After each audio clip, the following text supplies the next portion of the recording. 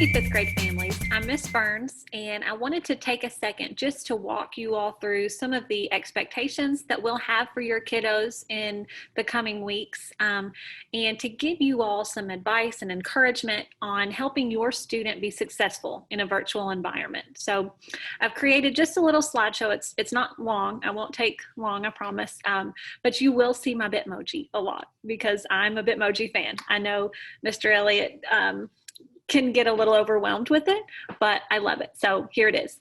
One of the first things that we will encourage the students to do would be to have a good morning routine, just like they were coming to school, to wake up and to get dressed and to get ready to learn.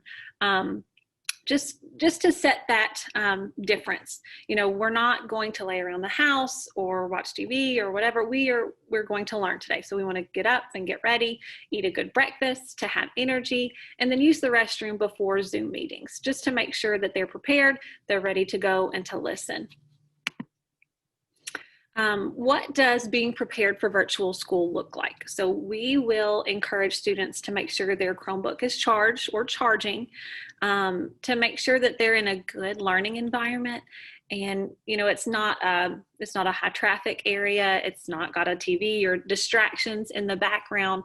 It's a space with good lighting, a place where they can designate, you know, all of their school things, all of their learning. And so it doesn't have to be fancy. It doesn't have to be anything special, but just a place where they know, hey, this is where I'm going to get my schoolwork done. This will be my school right now.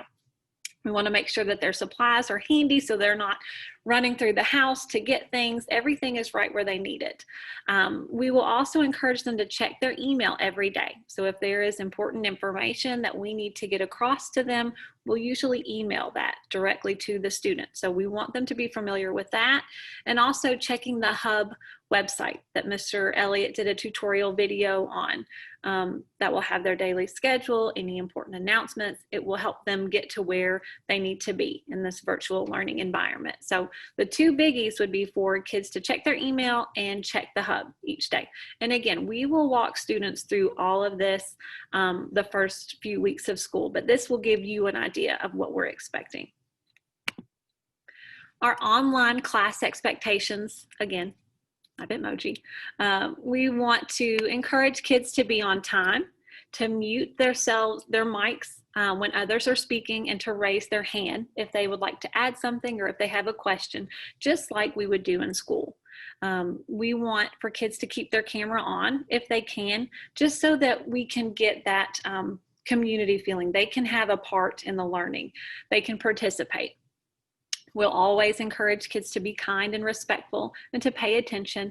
And then again, to sit in a place with good lighting that's free of distractions, somewhere that's conducive to their learning. If you are not new to the Woodlawn family, if you've been here a while, you are familiar with our COLTS acronym.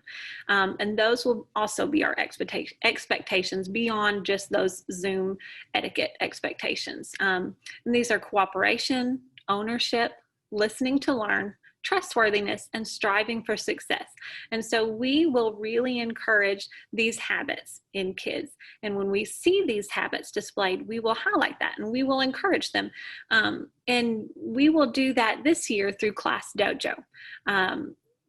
If you're not familiar with Class Dojo, it's just we can add a point for kids. They have a little monster avatar, and we can highlight them and give them a point when we see that they're doing something great. And so as a parent, you all can download the app and you can see my student got a point for cooperating, or he was listening to learn today. So you all can see that right along with them. And we'll come up with some fun rewards and some ways to highlight those students that are displaying that. So again, we will use Class Dojo. That will be our form of communication, just like Remind, if you're familiar with that app. But I'd encourage you to download the app so you can see how your child is doing. We can message you privately. We can send out class announcements. It'll be a way that we can really communicate with you and then communicate those positive expectations with our students. So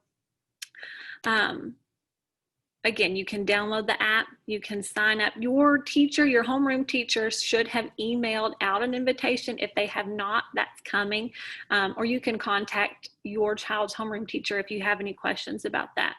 But I think it will be a really neat tool for us to show you what we're doing and for you to see how your child is doing in class. Don't be alarmed if your child doesn't get a point each day or each week.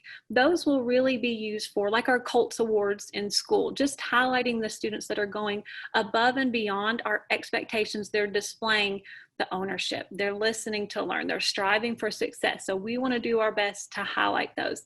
And then we can also take points away if students, aren't on task or if they're struggling, but we really hope to highlight our students with this app. Again, if you have any questions, feel free to contact us. We are excited to work with you. We're excited to see our kiddos.